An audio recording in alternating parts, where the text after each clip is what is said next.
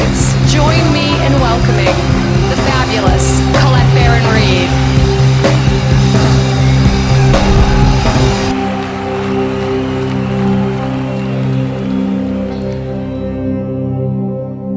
The first time I saw you across the room, you know, one of the most striking things about your face, of course, is your eyes. And I was just like, I want a closer look at that woman. Fabulous eyes. Thank you. In Chinese face reading, one of the things the eyes represent is the heart.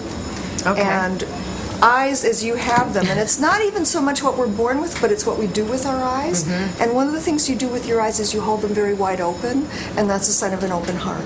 Yes, okay. So very open to other people. People who have strong heart energy, it's very important in them in life to give and receive love, to be able to have that wonderful affection and love going back and forth, highly compassionate heart.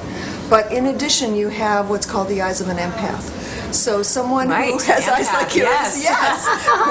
It's about how we receive communication from the outside world. And your eyes take in 1,000,000 times more information than anybody else. There is information coming from your eyes that you are seeing things that aren't even visible, that you're taking in information about people and places that most people would completely miss. So that's one indication on your face that you can read energy, that you can see things that other people aren't seeing. True. You found that out. That's right. That's why I do that for a living. Yeah. You also have a little bit of a widow's peak. Yeah. That's a sign of someone who's naturally intuitive, okay? Oh. Probably is already psychic, and they also call that seductive charm. So yes, I have seductive charm. I love that I have that. There's many things about your face, actually, that talk about this beautiful seductive quality that is combined in someone's personality when they're highly psychic, highly intuitive. There is this energy about you where you don't have to reach out and grab people. There's just this magnetic draw. They're just like, who is that interesting woman? Even if they don't know who you are, you just have to sit there. Or who I think I am. Yeah. If they don't know who I think I am. Who do I think I am? Don't you know who I think I am? It's a very seductive thing. People will be drawn to that without you having to lift a finger. You can just sit there and they will come. Okay. So look that way so I can see you in profile a little bit. Okay. This is very interesting because from the front it looks like your forehead is rounded, but from the side not so much.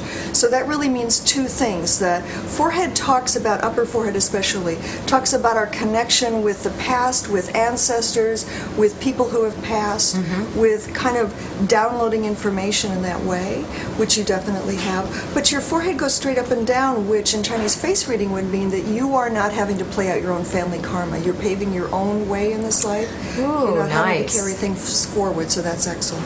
Okay. That's interesting. So really good eyebrows. Rounded eyebrows are a sign of someone who has a pleasing nature, who can create a positive experience for other people, who wants to create kind of a win-win, which you have. But they also kind of go in straight lines. Yep. If you look at Barack Obama, no, that's good. Straight line eyebrows. I try to make them up. Oh, you may not want to do that after this. So straight line eyebrows is someone who can be logical, who can think things through carefully, who's not overly reactive. If you make your eyebrows peaky, kind of like an upside down V, that can actually stimulate in you a little bit of impulsivity or a little bit of reactivity to other people, and so that's not always the best thing. Okay. Fabulous cheeks. So these prominent cheeks that you have. In ancient China, it would be very unlucky. You would never get married in China because these are called bossy woman cheeks. I am bossy woman. I am a bossy woman. I would never get married in China. Wow. Good thing I didn't go there. Yeah, and it's a good thing you're born in this day and age.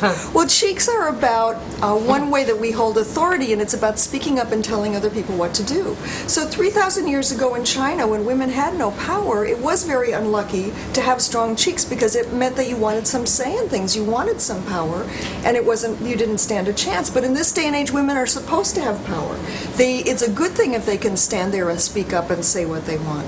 So I call these power cheeks. These are excellent cheeks. You can tell other people what they need to know, and you can stand up for your own needs in life. Great. So is some of this making sense to you? Oh my God, yes. Okay. Especially the bossy cheeks.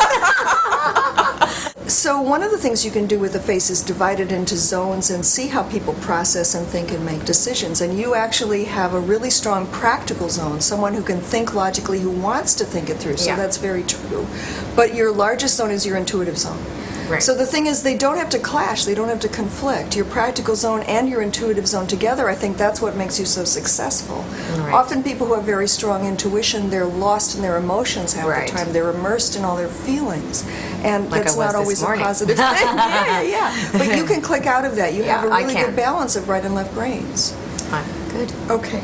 I'm just like, your forehead is so great. I have a great forehead. I love that. I have a great forehead. Highly intuitive forehead, enormous charm, enormous seductive qualities, little bit of indented temples on the side. Yeah. This is someone who can be very logical and who can work very hard, possibly too hard. Too hard, exactly. Working too hard. I am a workaholic. It's this being driven. It's this going and I going am and driven. doing and doing. And yeah, and if you love what you do, that's a danger, because then you don't want to stop, because you are so driven by the love of your work. And I love But- what I do. Exactly. Yeah. Balance, very What important. is balance? I don't know what that means.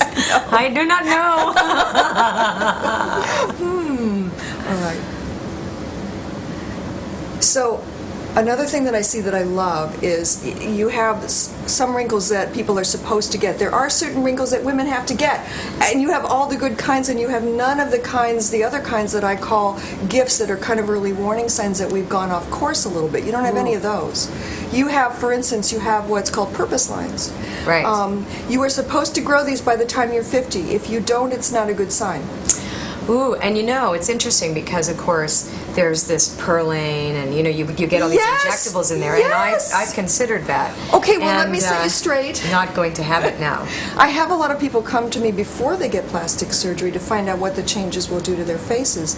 And one thing I highly recommend is not to get these filled. Obviously, I've got them really deeply on my face.